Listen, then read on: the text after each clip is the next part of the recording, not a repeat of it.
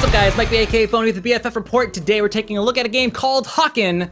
It's been in alpha and beta for the past year and a half or so, very long time, but it's finally out where we can talk about it. You guys probably saw the video I posted on YouTube with the mech walking to the beat. That was actually a real-time event. I was actually listening to that song while I was recording that, so it was all, I didn't piece that together, edit or anything. It was just kind of funny just by itself, which is why it's there. But you guys probably got a brief glimpse of what combat looks like. A lot of feedback was pretty positive. It was like, wow, this game looks amazing. Well, there's a lot of other things outside of just looks that we need to cover today, so let's go ahead and take a look. When I talk to people about their experience with Hawken, they tend to liken it to other popular FPS titles. An example that's come up more than once is people saying Hawken is Modern Warfare 3 with mechs, which to me simply meant prepubescent boys shouting racial obscenities in their $2 Xbox headset more than it meant that it's, you know, a Twitch-based first-person shooter where the players gallivant about in giant robot suits. But maybe that's just my personal experience. Well, after playing many hours, some of those hours actually in one single match, I can tell you that calling it the Modern Warfare of mech games is actually a little off base. But first, let's go ahead and introduce you to your starter mech. Comes equipped with an assault rifle, a rocket launcher, a special ability that allows it to eliminate heat buildup every once in a while, which is extremely handy in this game. It also comes with a few upgrade slots that can be occupied by any one of these fancy purchased on-use abilities such as radar scrambler, protective shield barrier, even simple grenades. You also have a few passive ability slots that, again, you can purchase small defensive and offensive boosts to your mech. But wait, there's more. You can also spend tech points, which you earn by participating in multiplayer matches. Go in, play, earn some XP, gain a level, spend some points, it's that easy. And looking at these, they're not individually very large upgrades, a 0.5% here and there, whatever. Obviously, when you get down around here on the bottom, you start unlocking some pretty nifty benefits. I should also note that these trees are the same regardless of which mech you use. I'm not saying that the points you spend are going to be the same regardless of what kind of mech you use. It's that these trees are identical for each one. It's not like World of Warcraft where you have like a rogue class and their own tree and a warrior, etc., etc. Which obviously helps with balance issues-ish. Now let's say you're going around, you're putting points all over the place, and you just like, oh hey, I put one in the wrong spot. Well, guess what? You can reset it for free, either per tree or the entire system can be reset, and you can put points wherever you want again for free. Which is really strange. I'm putting emphasis on this because, I mean, let's face it, the most free-to-play games, they want to charge you for some kind of strange potion of amnesia or something where you just magically forget where all of your tech points are spent and then all of a sudden there you go. So thank you, Meteor and Adhesive Games. The free-to-play community really appreciates this. And of course, no free-to-play game would be complete without a ton of customization options. You want a pink stripe going all the way across the entire thing? No problem, you could do that. How about some camouflage? No problem. How about even changing out pieces of your mech to give yourself a slightly different look? Now, even though you could change out the look of the mech, it still looks like whatever mech that was to begin with. And that's a key thing when playing this game, and you're gonna see as we get into gameplay, that you absolutely want to know sometimes what it is you're up against visually before you engage in that target. Now, I keep using the word purchase. The reason why is because you have to purchase all these items using either in-game currency that you accumulate by playing the game or cash shop currency. And if you notice, the cosmetic items are only purchasable using Meteor points, which is the cash shop currency, which means if you want to look fabulous, you're gonna have to spend some of your real money. Now, as you can see here, there are a ton of different mechs available to you, and each one, of course, can be customized the same way that your starter one can. As you can see, I've been flipping through back and forth here with the other ones in the tech tree and the customization options and all that stuff. You see there's a lot of variance to each one. Now, each one of these mechs may be slightly similar to like the next one, but the spectrum is huge. When you have like 8 to 10 mechs or whatever, you're going to have one that's going to perform considerably different from another one. For example, we have some that come equipped with like a sniper rifle, right? And they're able to zoom in and do some pretty impressive damage to those that like to stroll about out here in the open. You also have mechs that can kind of hunker down and turn into almost like a mini turret that has a little bit of mobility back and forth, and they're able to do some pretty serious damage out in the open because they're able to withstand and mitigate so much because they're in this form.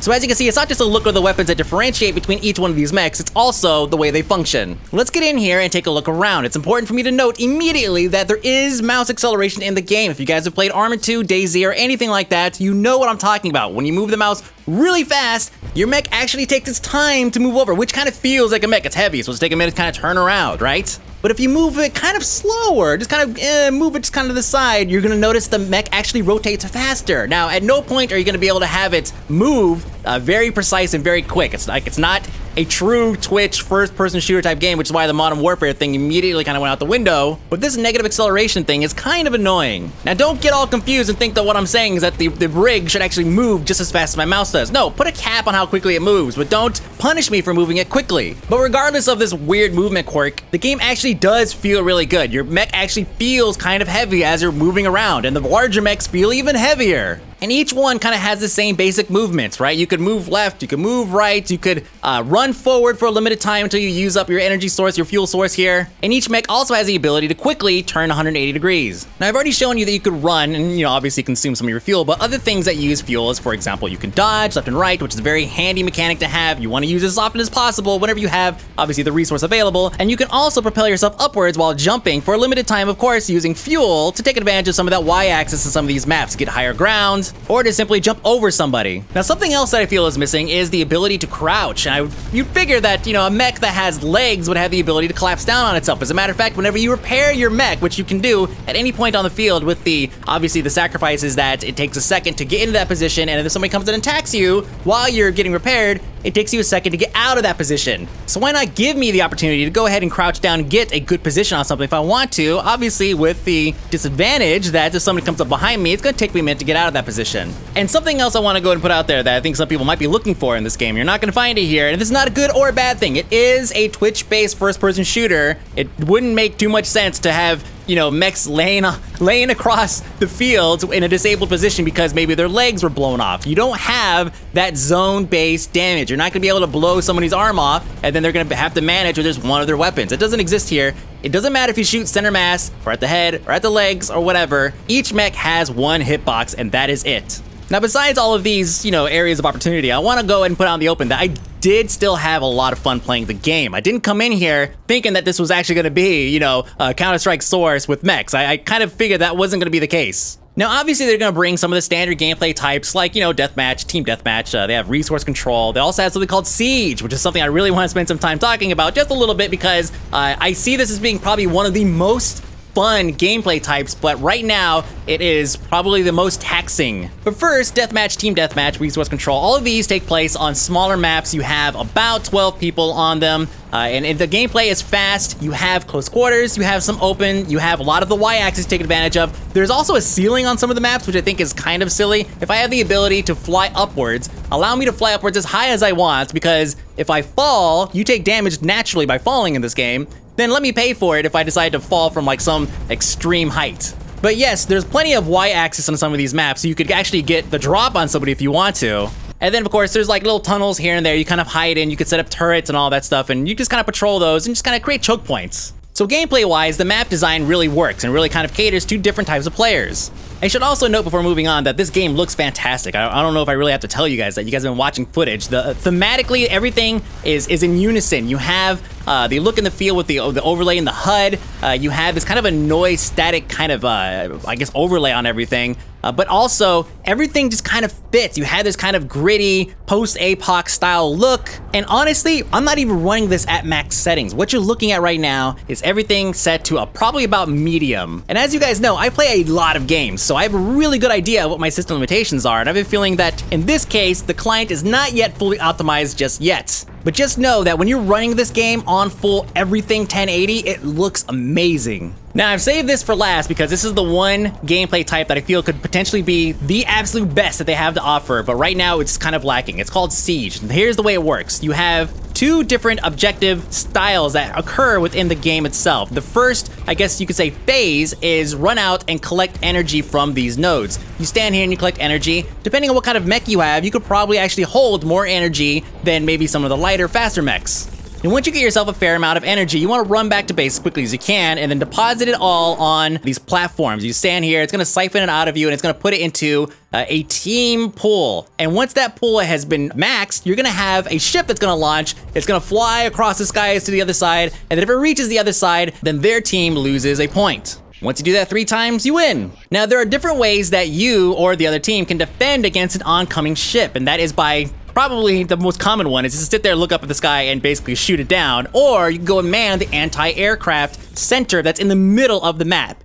But there's just one problem. It's kind of useless. I found that It's actually easier to get your team together, look up at the sky, and just shoot the damn thing down, right? If everybody focuses fire for like, you know, maybe 60 seconds or so, everybody's focusing, you could potentially take down a ship very easily before it even gets halfway across the map. In most cases, what ends up happening is the ship gets all the way to your side, and then everyone's like, oh crap, we should probably shoot this thing down. Everybody focuses on it, it comes down. But what's the point of holding the anti-aircraft in the middle of the field if it's that easy to take it down? Once the ship explodes, it rains down energy on everybody. You're supposed to take that energy and you can deposit it into your own to launch your own ship. And then you just keep working the cycle like that. Now, what usually ends up happening for some reason is the ship explodes, the energy drops, idiots run around and pick it up like it's health or something, and they run out to the middle of the field, die, and then basically hand that energy over to the other team. This is probably some kind of messaging error or something. People just aren't quite getting the way the game works, but you know, we'll set that aside. But in this one match, we took down the enemy battleship 18 times. Imagine what that feels like. It's just, oh, battleship, no problem. Boom, battleship, no problem. Pow, battleship, no problem. Whatever, right? Over and over and over again. They just could not get one through. Here's the way it's supposed to happen, okay? If you launch a ship, you're supposed to put pressure on the other team. Get them off the anti-aircraft, push them back. If they're looking up at the sky trying to shoot down your ship, run up in their face and just start blowing them up, right? You're supposed to do that kind of stuff. That doesn't happen in these games. I think a well-coordinated team could definitely let it happen. So what ends up happening in these hour-plus long matches is eventually one team just gives up. You have tons of XP you're gonna earn anyways. You know what? Forget it. We're not gonna sit here for another hour shooting down each other's ships over and over again. Why don't we go ahead and just let the other team win? And unfortunately, that happens a lot. And that really sucks because, again, this gameplay type is a lot of fun.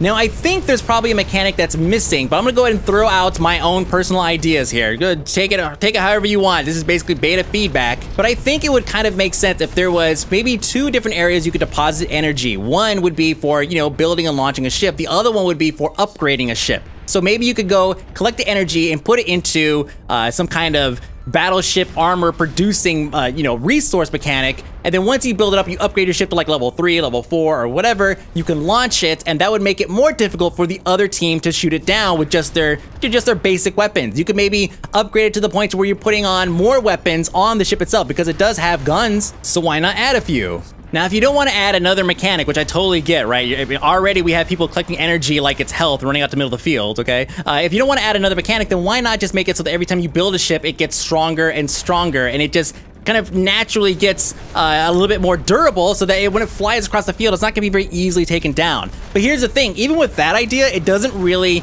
put a lot of play into the anti-aircraft cannons in the middle. I mean, I guess if you make those things really powerful, you wanna go ahead and control those, because if the ship gets stronger and stronger with every time it's launched, then you wanna put more focus on that AA center in the middle.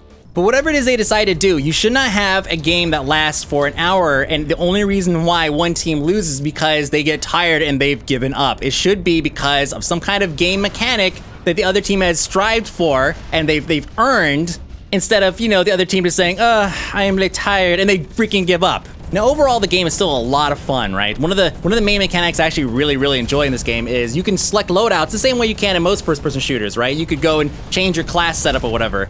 You have these loadouts that you configure in the garage outside of the match, and then once you're in the match, let's say if you're playing as like a sharpshooter, that doesn't really work out, you want to switch to, some other class of mech, you could swap to another loadout. That really comes in handy, obviously, when you're playing an hour-long game, something doesn't work out, you don't have to drop out and come back in. It's a lot of fun. The whole game is still a lot of fun. Siege mode still being my favorite despite, its flaws. And with games like MechWarrior Online on the horizon, being obviously a direct competitor to some people, you're gonna look at mech here, obviously these games are competing with each other. I still think that Hawken is going to appeal to a very large audience. But be warned that VoIP is on by default, and that large audience will likely include a select group of individuals who are certainly ready to remind you that you are indeed a cocksucker Alright, so like I said, the NDA is down, so if you guys have been playing it and checking it out, feel free to leave comments below on what your guys' experiences, because I'm curious. I mean, I went in there, I played, I did enjoy it. Siege mode was fun, also a huge pain in the ass. But am I the only person that actually played for, hour-plus long matches in Siege, or was that just really bad luck? I have no idea, but every single match was just like,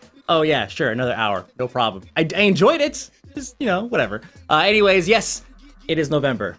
I realize that's freaking some of you guys out. I just have no idea what this will look like on this, because I've never done it, okay? I'm 12 years old, all right? Can't grow a beard outright, so, you know, I'm trying to actually go ahead and make this happen so I can see, you know, what it looks like and all that stuff. Eventually, we might go back to normal. We'll see what happens, but November is a great excuse to go ahead and grow these out. So that's it, guys. Next week, take a look at Rift Storm Legion, I believe. I think the hardest part is going to be getting through dimensions. Not because it's bad or anything, but because I have a feeling that I'm going to be constructing giant dicks, because that's what you do in games like that.